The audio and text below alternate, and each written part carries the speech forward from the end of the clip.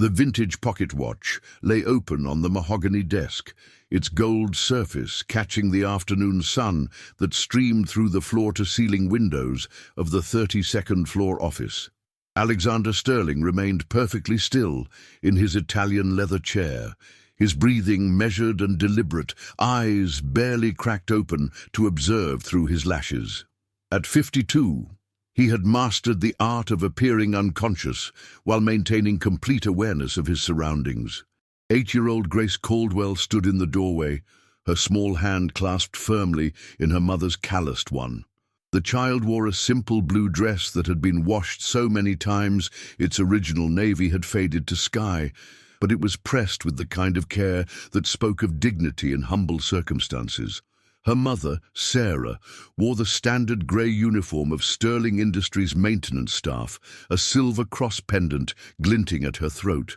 "Remember what I told you, sweetheart," Sarah whispered, adjusting her cleaning supplies cart. "You sit quietly at that table over there and finish your homework. Mr. Sterling is sleeping and we mustn't disturb him." "Yes, Mama," Grace replied, her voice carrying the soft Tennessee accent her mother had never quite lost, despite 15 years in Manhattan. The girl clutched her worn backpack, from which peeked a children's Bible with gilt-edged pages that had seen better days. Alexander watched through slitted eyes as Sarah began her methodical cleaning, starting with the bookshelves that lined the western wall. She hummed softly as she worked, a hymn he didn't recognize, but found oddly soothing. The woman had been cleaning his office for 3 years now, always arriving precisely at 4 in the afternoon when most of the executive floor had emptied. She was one of the few employees who had never asked him for anything beyond her modest salary, never complained about working conditions, never tried to leverage proximity to power for personal gain. That intrigued him.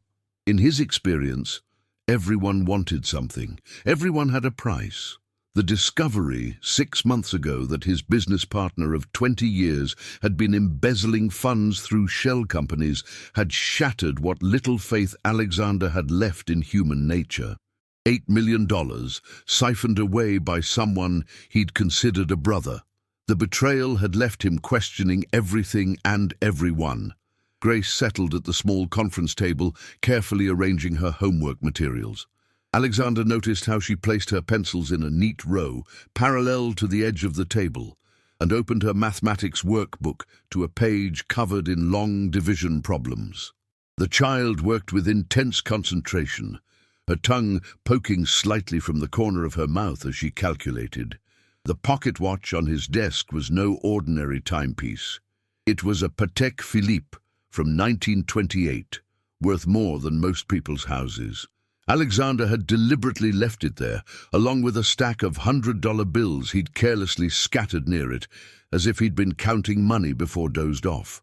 The safe behind the oil painting of Manhattan's skyline stood slightly ajar, revealing neat stacks of cash and gleaming gold coins.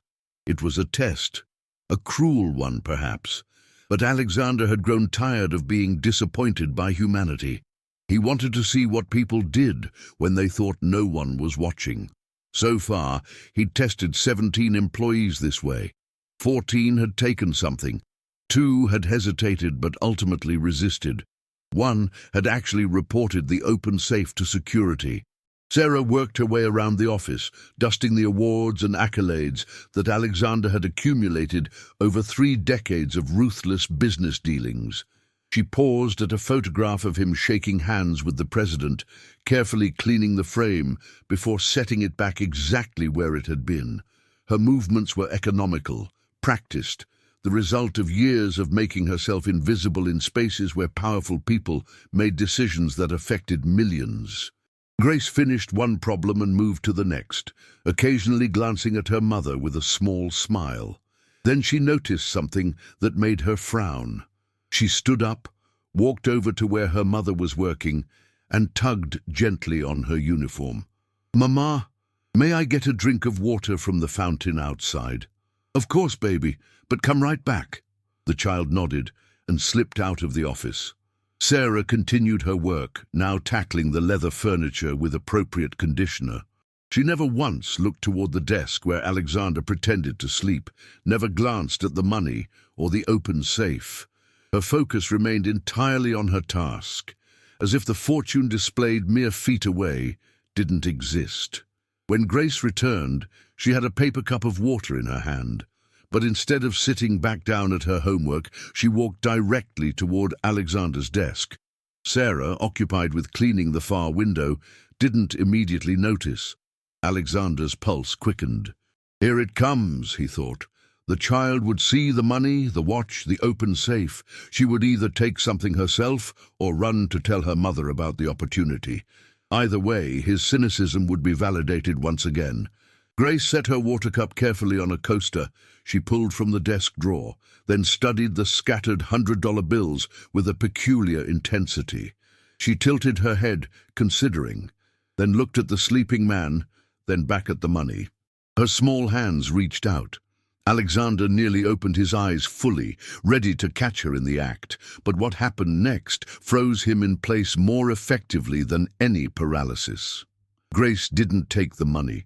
Instead, she began organizing it, sorting the bills by denomination and facing them all the same direction, just as she'd arranged her pencils earlier. She created neat stacks of 20s, 50s, and 100s, using the same methodical precision she'd applied to her math homework. When she finished with the bills, she noticed the pocket watch lying open. "Oh no," she whispered to herself. "The sun will fade the photograph inside." Alexander's breath caught. He'd forgotten about the photograph in the watch, a faded image of his mother who had died when he was 12. Grace gently closed the watch and moved it to a spot on the desk where the direct sunlight wouldn't reach it, placing it on top of the organized money stacks like a paperweight. Then she noticed the open safe. Instead of approaching it with greed or even curiosity, Grace's face showed concern. She walked back to her mother, who was now cleaning the coffee station in the corner. "Mama," she said quietly, "Mr. Sterling's safe is open. Should we tell someone? Someone bad might take his things." Sarah turned, following her daughter's pointing finger. Her eyes widened slightly at the sight of the open safe, then narrowed as she took in the entire scene. The supposedly sleeping executive, the conveniently displayed wealth, the positioning of everything.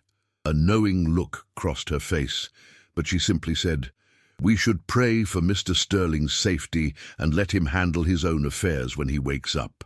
It's not our place to touch what isn't ours." "But Mama, what if someone steals from him while he's sleeping?" Sarah knelt down to her daughter's level, her voice gentle but firm. "Grace, honey, sometimes people test other people in ways that aren't very nice. But you know what? We don't change who we are based on what others do. We do what's right because it's right, not because someone is watching or testing us." Grace nodded solemnly. "Like how Pastor William says God sees everything even when people don't?" "Exactly like that, baby." Alexander felt something shift in his chest, an uncomfortable sensation he couldn't quite identify.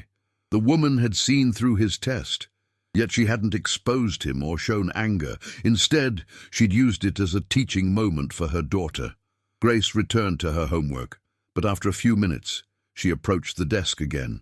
This time, she pulled a small notepad from her pocket and wrote something in careful, looping handwriting. She placed the note next to the pocket watch and returned to her studies.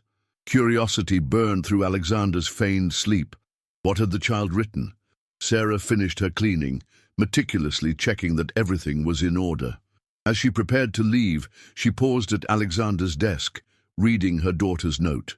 A soft smile crossed her face, and she added something to the bottom of the paper in her own hand before placing it back where Grace had left it. "Time to go, sweetheart," she called softly. Grace packed up her homework, making sure to leave the table exactly as she'd found it. As they reached the door, she turned back to look at the supposedly sleeping executive. "Mama, should we pray for him?" "We can pray as we walk, baby. God hears us everywhere." As their footsteps faded down the hallway, Alexander finally opened his eyes fully.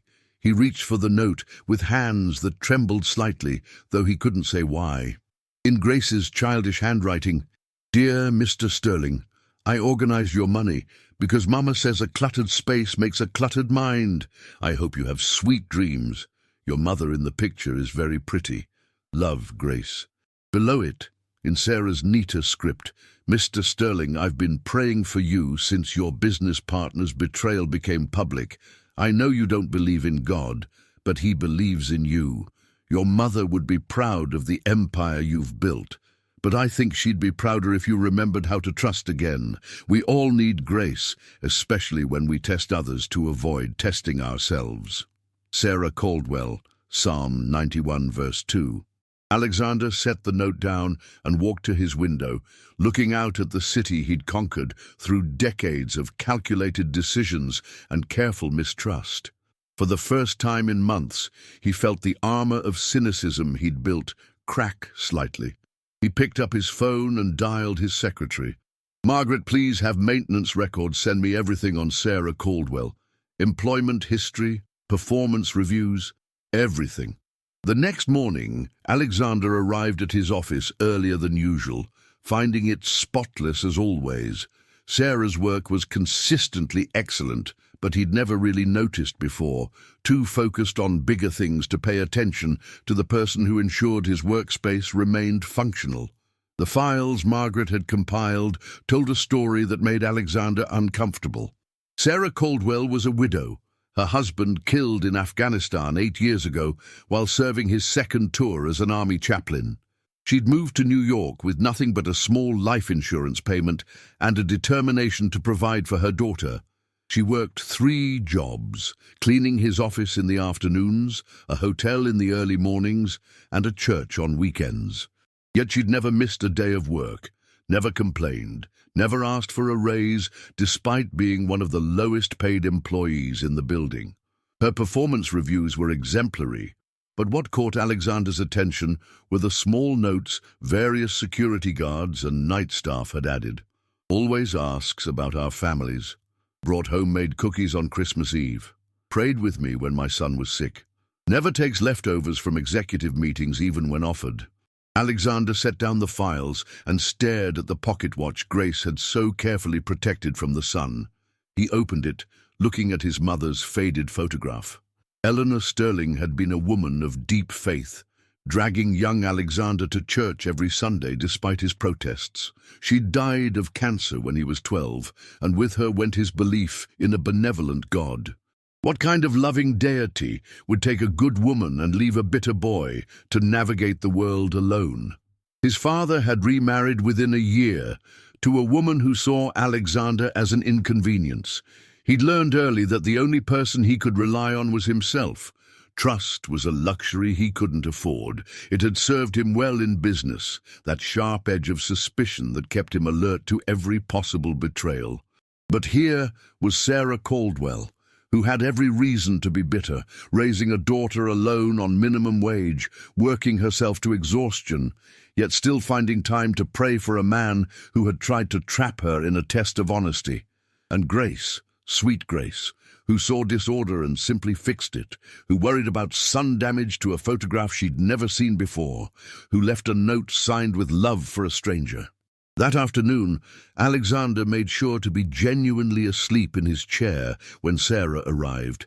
He'd taken a mild sedative to ensure he wouldn't be tempted to watch.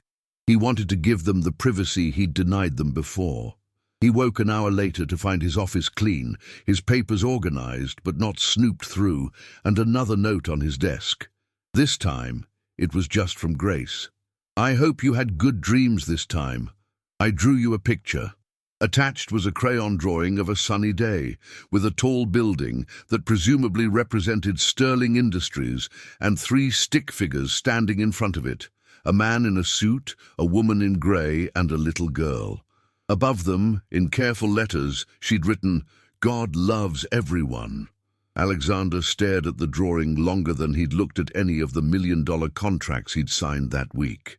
On impulse, he walked to the executive break room and grabbed an apple, a granola bar, and a bottle of orange juice. He left them on the conference table with a note, for Grace, to help with homework. A.S. This became a pattern. Every afternoon, he'd leave small snacks for Grace. Never anything expensive enough to seem like charity, which he suspected Sarah would refuse. Just little things, practical things. In return, Grace left him drawings and notes. I got an A on my math test. Thank you for the apple. Apples are brain food. I'm praying you have a good weekend. 2 weeks into this silent exchange, Alexander noticed Sarah limping slightly as she worked. She tried to hide it, but he could see the pain flash across her face when she knelt to clean the lower shelves. Is everything all right, Mrs. Caldwell? He asked, abandoning his pretense of sleep. Sarah jumped slightly, then composed herself. I'm fine, Mr. Sterling. I apologize if I disturbed you.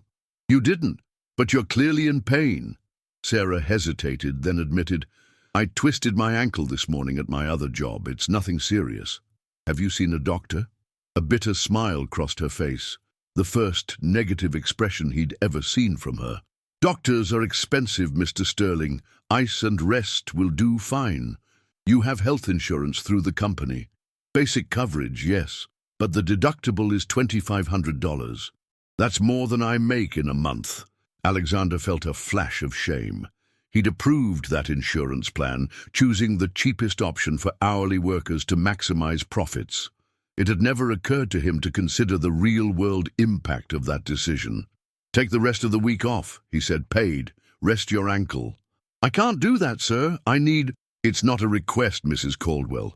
Human Resources will be informed that you're on paid medical leave for the remainder of the week. Sarah's eyes filled with tears. She quickly blinked away. Thank you, sir. God bless you. After she left, Alexander called his chief financial officer. I want a complete review of our employee health insurance plans, all levels, on my desk by Monday. Sir, we just negotiated those contracts. Changing them will cost... I didn't ask what it would cost. I said I want a review. Monday. That weekend, Alexander did something he hadn't done in 40 years. He went to church. Not to his mother's old church, which had long since been demolished, but to the small Baptist church in Brooklyn, where he discovered Sarah volunteered on Sundays. He sat in the back row, feeling conspicuous in his $1,000 suit among the working-class congregation. The singing was enthusiastic, if not professional, the sermon simple but heartfelt. Pastor Williams, a man who looked like he'd lived several difficult lifetimes, spoke about the parable of the unmerciful servant. Brothers and sisters, the pastor said, his voice carrying the weight of conviction, we serve a God who forgave us a debt we could never pay. How then can we hold such small debts against our fellow man? Forgiveness isn't just about releasing others. It's about releasing ourselves from the prison of bitterness. Alexander shifted uncomfortably. The words felt personally directed at him, though the pastor had no idea he was there. After the service, he was trying to slip out quietly when a small voice called, Mr. Sterling. Grace ran up to him, her Sunday dress a cheerful yellow that made her glow. Sarah followed more slowly, surprise evident on her face. What are you doing here? Grace asked with the unfiltered curiosity of childhood. Grace, Sarah admonished gently. That's not polite. It's fine, Alexander said, finding himself smiling genuinely for the first time in months. I was curious about where you spend your Sundays. Did you like Pastor Williams? He's very smart. He used to be a lawyer, but God called him to preach instead. Isn't that interesting? Giving up lots of money to help people know God? Out of the mouths of babes, Alexander thought. Would you like to join us for lunch? Sarah asked, and Alexander could see the invitation cost her something. It's nothing fancy, just Sunday dinner at our apartment.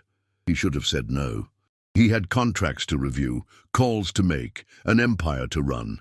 Instead, he heard himself saying, I'd like that very much.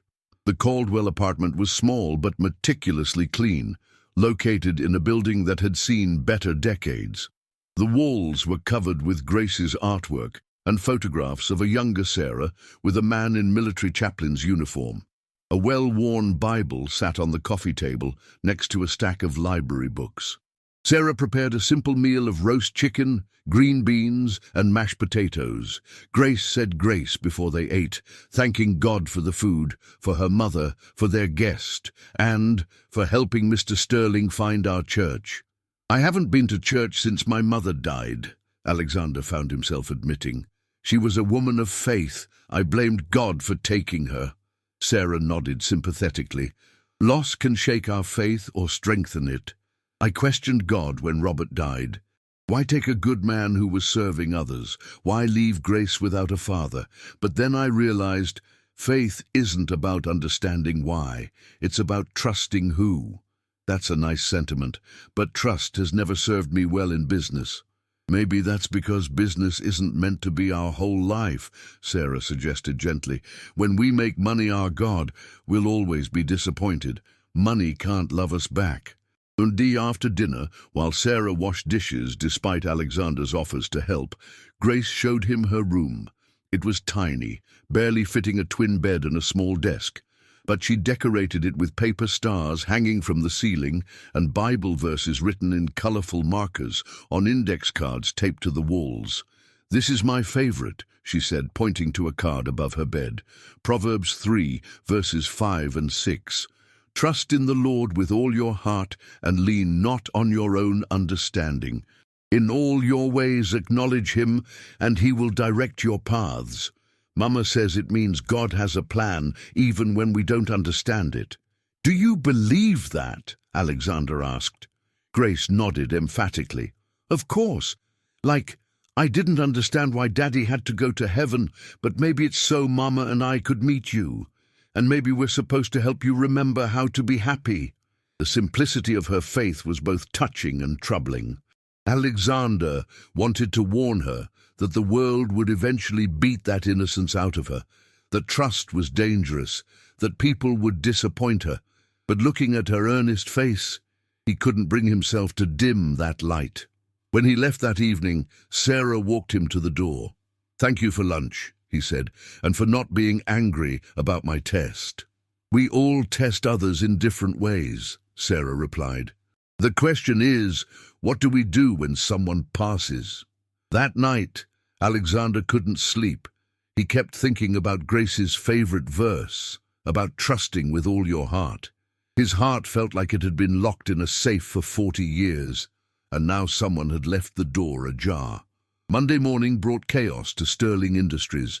Douglas Hartwell, Alexander's chief operating officer and longest-serving executive, requested an urgent meeting.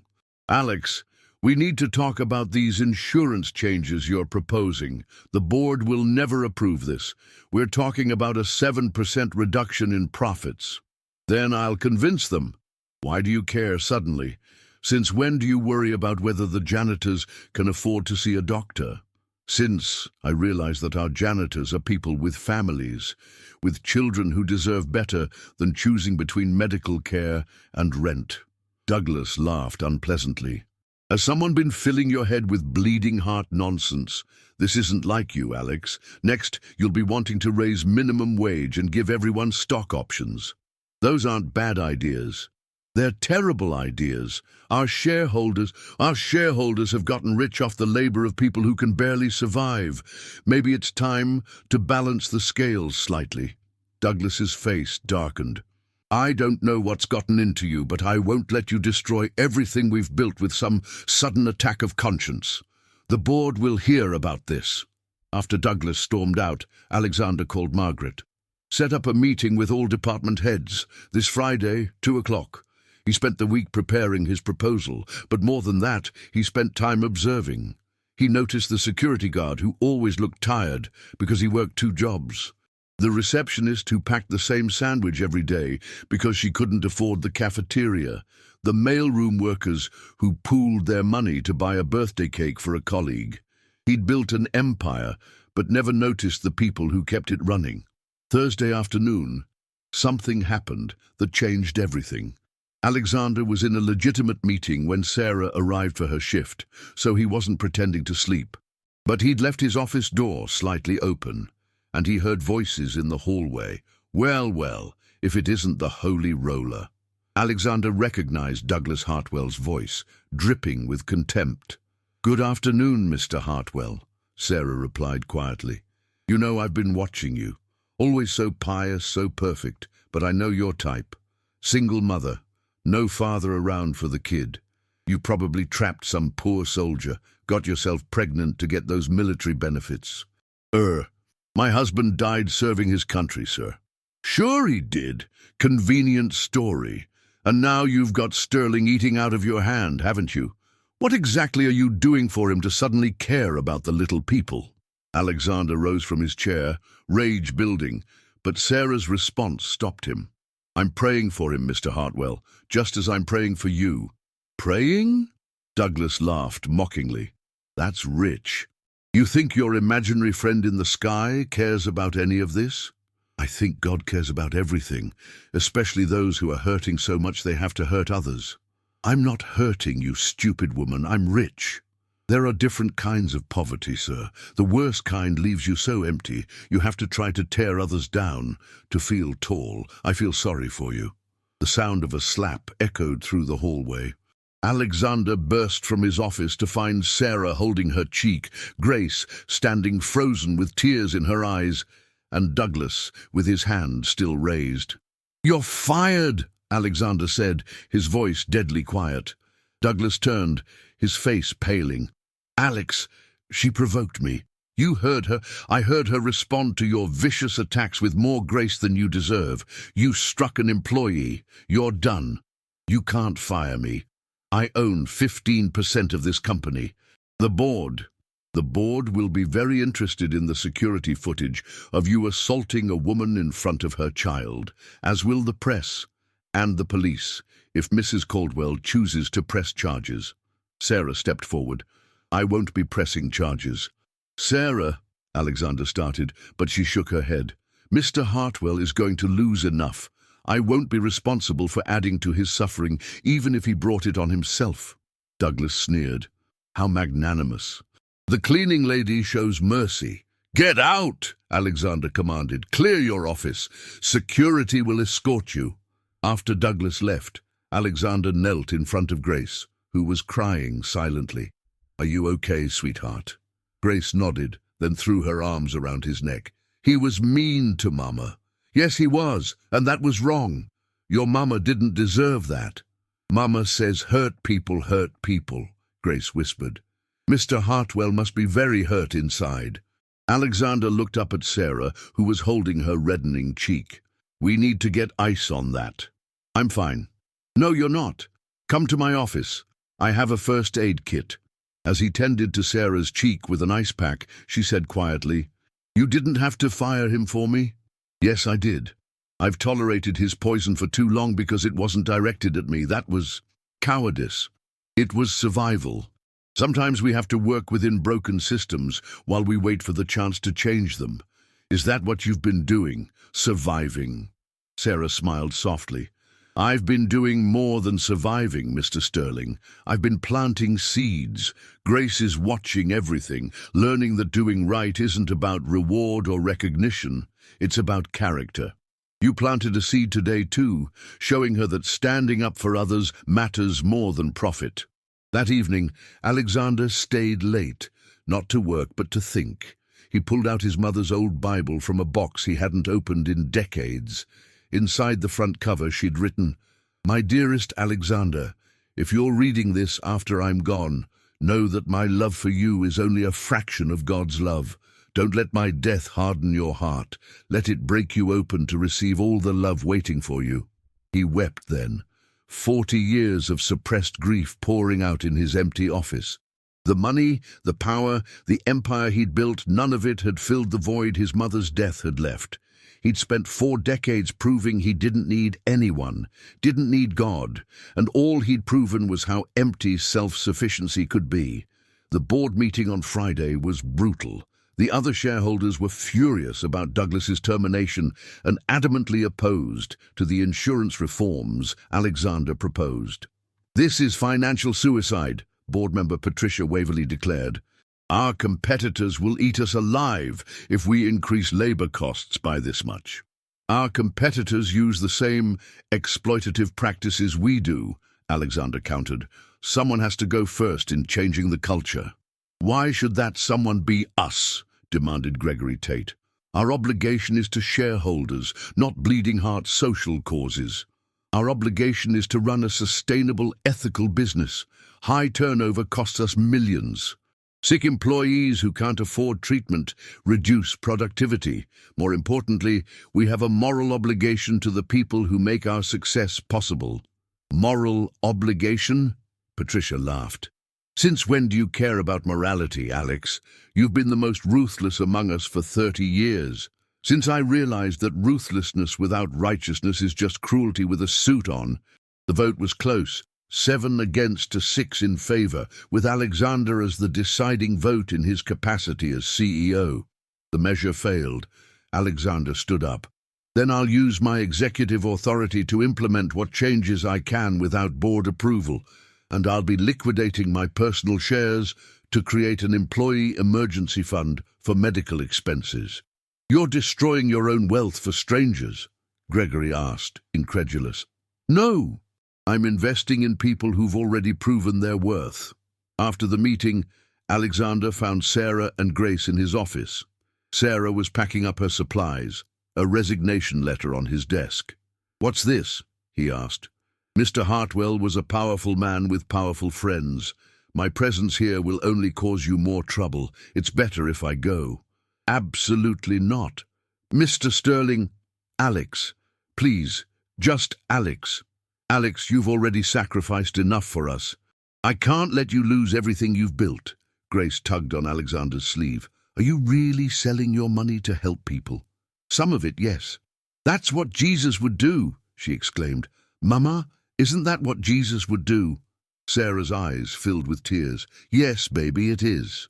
Then we can't leave, Grace declared. We have to help him help people. Alexander knelt down to Grace's level. Would you like to help me figure out how to help people? Grace nodded enthusiastically. I'm very good at helping. I help Mama all the time. I believe you are. In fact, I have an idea. How would you and your Mama like to help me start a new program? We'll call it the Grace Fund, named after you, to help employees and their families when they're struggling. Sarah gasped. Alex, we can't accept. You wouldn't be accepting anything. You'd be working. I need someone to run the program, someone who understands what families really need, because she's lived it. The position comes with a significant salary increase and full benefits. I'm not qualified. I don't have a degree. You have something more valuable than a degree. You have experience, empathy, and integrity. Besides, the program will pay for you to get your degree if you want one. Sarah sank into a chair, overwhelmed.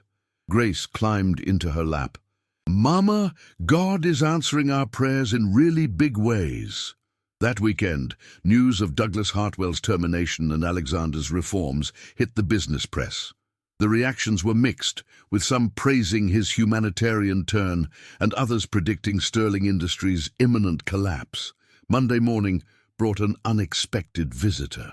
James Morrison, Alexander's former business partner who'd embezzled the $8 million, stood in his office in an expensive suit, looking haggard despite his wealth. Come to gloat? Alexander asked coldly. Come to warn you, James replied.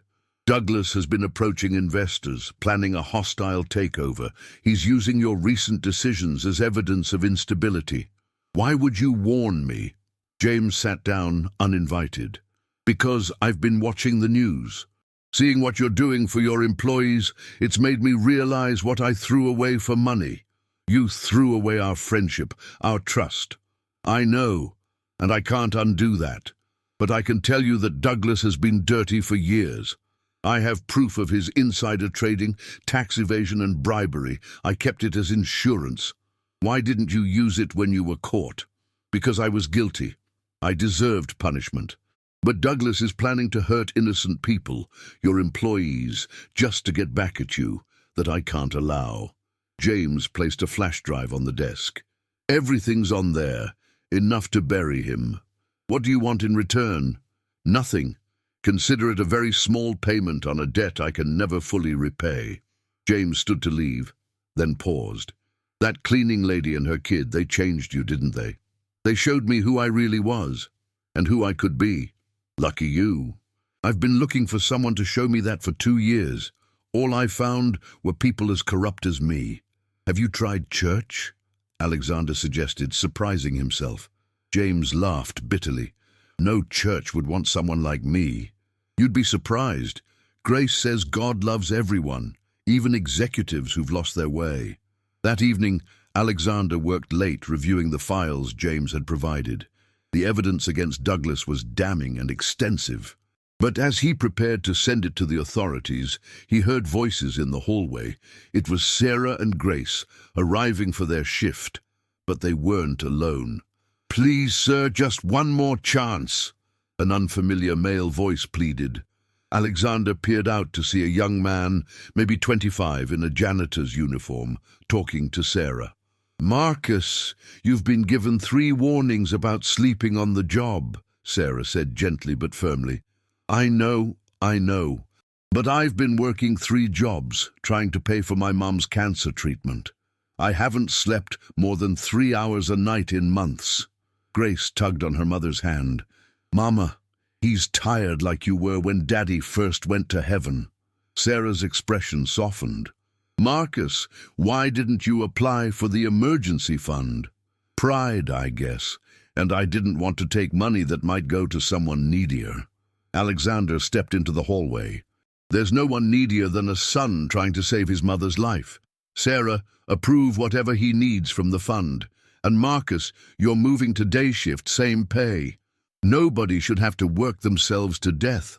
Marcus's eyes widened. "Mr. Sterling, sir, also, bring me your mother's medical bills. We're going to find better doctors and better payment options." The young man broke down crying. "Thank you, sir. God bless you." After Marcus left, Sarah said quietly, "The fund won't have enough to cover extensive cancer treatment. Then I'll add more to it. Alex, you can't save everyone." "No, but I can try. Isn't that what your faith teaches? To love your neighbor as yourself?" "It is, but it also teaches that the poor will always be with us. You can't solve every problem." "Maybe not. But Grace organized my money when she thought I was sleeping. She didn't have to, it wasn't her responsibility, but she saw disorder and fixed what she could reach. That's what I'm trying to do now." Grace beamed. "You were awake? I knew it. Mama said you were testing us." Alexander knelt down. "I was, and I'm sorry for that. It wasn't nice of me." "It's okay," Grace said, hugging him. "Sometimes grown-ups do not nice things when they're scared. You were scared of being hurt again, weren't you?" Out of the mouths of babes, Alexander thought again. The next month was a whirlwind. Douglas's arrest on federal charges made headlines, with his assets frozen pending investigation. Several board members implicated in his schemes resigned. Alexander was able to push through his reforms with the reconstituted board. The Grace Fund grew rapidly, with several wealthy clients contributing after hearing the story. Sarah threw herself into running it, displaying organizational skills and compassion that made her invaluable. She started taking night classes in business administration, with Grace doing homework alongside her. One evening, Alexander found them both in his office. Sarah was studying for an exam, while Grace practiced her handwriting. The scene felt so natural, so right, that it took his breath away. "Don't you have a home to go to?" he teased. "This feels like home," Grace said innocently. "Doesn't it, Mama?" Sarah blushed. "Grace, that's not appropriate." "Why? Mr. Alex is family now, isn't he? He takes care of us, and we take care of him." Alexander felt that uncomfortable shifting in his chest again, but now he recognized it as his heart, making room for feelings he'd buried for decades. "You know," he said carefully, "I've been thinking about faith lately." Sarah looked up from her textbook. "Oh? Your faith specifically, how you can believe in a good God after everything you've lost." "I don't believe in God because life is easy," Sarah replied. "I believe in Him because He gives meaning to the suffering. My husband's death was horrible, but it led me to work here. Working here led me to you. You're now helping hundreds of families. God doesn't cause the pain, but he can redeem it. I want to believe that, Alexander admitted, but I don't know how to start. Grace jumped up. I know, you just talk to him like this. She folded her hands and closed her eyes. Dear God, please help Mr. Alex know you love him bunches and bunches. Help him not be scared to trust you. And thank you for bringing us together. Amen. It's that simple, Alexander asked. Faith is simple, Sarah said. It's we who complicate it. That Sunday, Alexander attended church again. This time, when Pastor Williams called for anyone wanting to accept Christ to come forward, Alexander found himself walking down that aisle. Grace cheered from her pew, and Sarah wept openly. I don't know if I'm doing this right, Alexander whispered to the pastor. None of us do it right, Pastor Williams replied. That's why we need grace. As Alexander was baptized the following week, with Sarah and Grace in the front row, he thought about the test that had started everything. He'd tested their honesty and found them true. But really, God had been testing him, using an 8-year-old girl and her faithful mother to crack open a heart that had been sealed for 40 years. 6 months later, Sterling Industries was thriving, despite the doomsday predictions. The improved benefits had attracted top talent, productivity was up, and the company's reputation had never been better. The Grace Fund had helped over 300 families, and other corporations were creating similar programs. Alexander was in his office reviewing quarterly reports when Grace burst in, followed by Sarah. Alex, I'm so sorry. She got away from me, Sarah apologized. Mama got an A on her test, Grace announced proudly. She's the smartest mum in the whole world. Congratulations, Alexander said warmly. That deserves a celebration. How about dinner? My treat. You don't have to, Sarah began. I want to. Please. At dinner, Grace chattered about school, church, and her new friend whose father had just gotten help from the Grace Fund. Alexander watched Sarah listen patiently, occasionally redirecting Grace's enthusiasm when it got too loud for the restaurant. You're amazing with her, he said when Grace ran to the bathroom. She makes it easy. She has such a good heart. Like her mother. Sarah blushed. Alex, I know you don't date. I know you're focused on Grace and your studies, but I need to say this. You and Grace have changed my life. You've shown me what family means, what faith means, what love means. Alex, you're our employer. Then I'll quit, he said seriously. I'll sell the company and do something else, if it means I can be part of your lives in a different way. Sarah's eyes filled with tears. You can't quit your own company. Watch me. The company means nothing compared to what you and Grace mean to me. Before Sarah could respond, Grace returned, skipping happily. What did I miss? Mr. Alex was just telling me something important, Sarah said carefully. Oh, is it about the surprise? Grace asked excitedly, then covered her mouth. Oops! What surprise? Sarah asked. Alexander laughed. Well, it's not a surprise now. Grace helped me pick something out. He pulled out a small wrapped box and handed it to Sarah. Inside was a simple gold cross necklace. It's not a replacement for the one you wear, he said quickly. That was your husband's, and it should stay special. But Grace thought you might like one that represents your new chapter. Our new chapter, Grace corrected. All 3 of us together. Sarah held the necklace with trembling fingers. Alex, I need time. To think, to pray.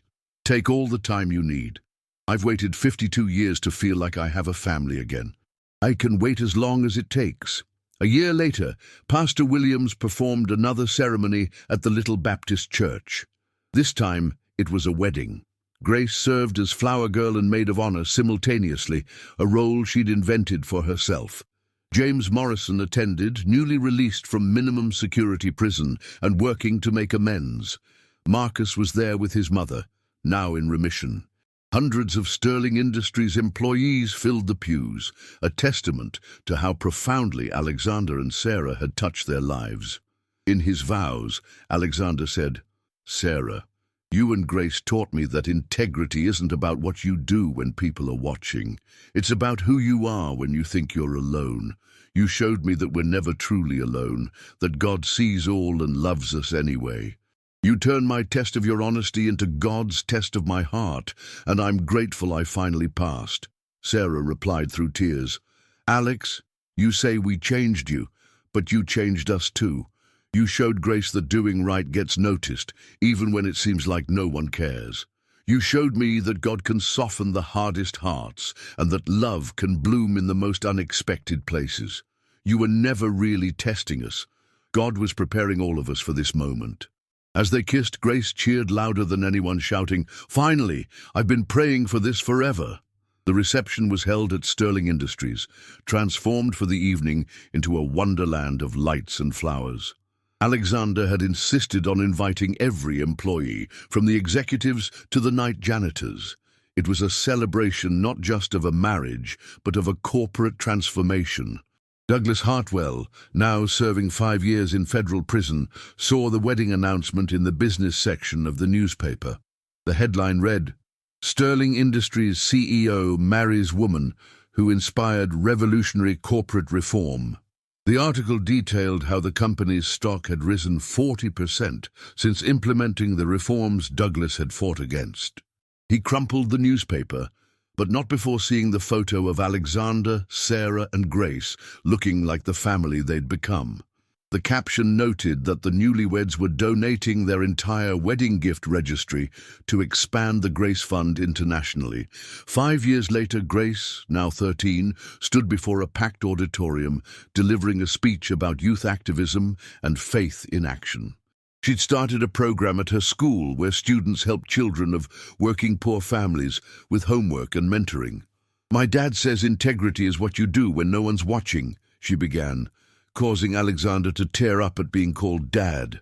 "But I learned from my mom that someone is always watching. God sees every kindness, every cruelty, every choice we make. We don't do good to be rewarded. We do good because it's who we are." She talked about the night she'd organized the money on Alexander's desk, not knowing it would change all their lives. She spoke about forgiveness, how Alexander had forgiven those who'd betrayed him, and how that forgiveness had freed him to love again. "Some people test others to see if they'll fail," she concluded, "but God tests us to show us we can succeed. Every day is a test of our character, our faith, our love. The question isn't whether we'll pass perfectly. The question is whether we'll keep trying, keep growing, keep believing that grace is bigger than our failures." The audience erupted in applause. Sarah reached for Alexander's hand, squeezing it tightly. They'd had 2 more children together, twin boys now 3 years old, who were backstage with their nanny trying to be quiet. Alexander thought about the man he'd been 6 years ago, bitter and suspicious, testing others while failing his own test of humanity. That man would never have imagined this life, a loving family, a thriving company built on ethical principles, a faith that sustained him through challenges, and a daughter who organized not just money, but movements of compassion. After the speech, a young reporter approached them. "Mr. Sterling, your story has inspired similar reforms in dozens of companies. Any regrets about giving up so much personal wealth?" Alexander looked at his family, Grace still glowing from her speech, Sarah holding one twin while the other climbed on Alexander's shoulders, and laughed. "Young man, I traded paper for people, stocks for souls, portfolios for purpose. I'm richer now than I ever was before. My only regret is that it took me so long to realize that the greatest return on investment isn't what you keep, but what you give." "Dee," as they walked out together, Grace asked, "Dad, are you happy we passed your test?" "Sweetheart, you didn't pass my test. You showed me I was failing God's test, and then you helped me pass it." "We all helped each other," Sarah added, gathering her family close. "That's what families do." The sun was setting over Manhattan, painting the sky in shades of gold and pink.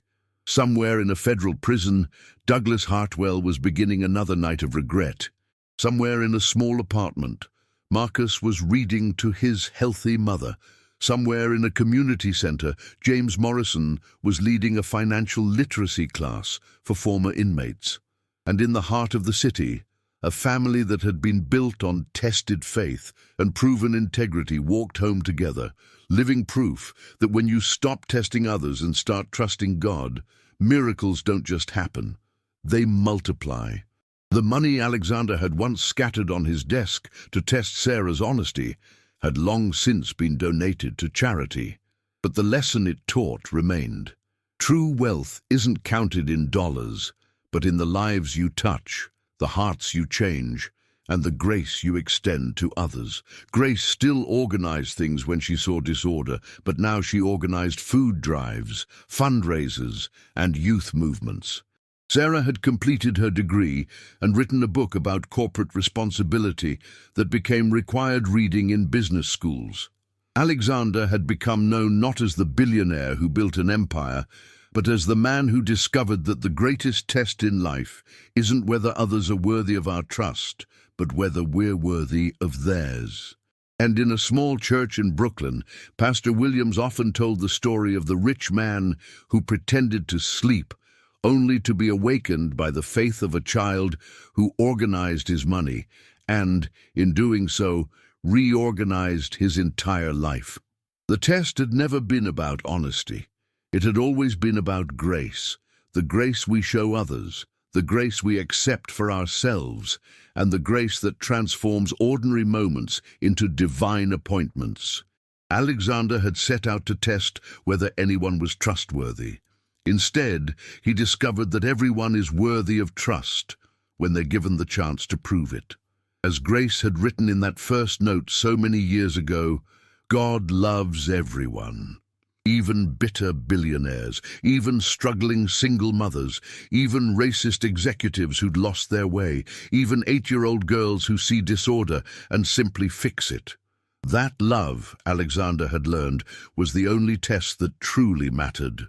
And thanks to a little girl who organized money instead of taking it, he'd finally passed.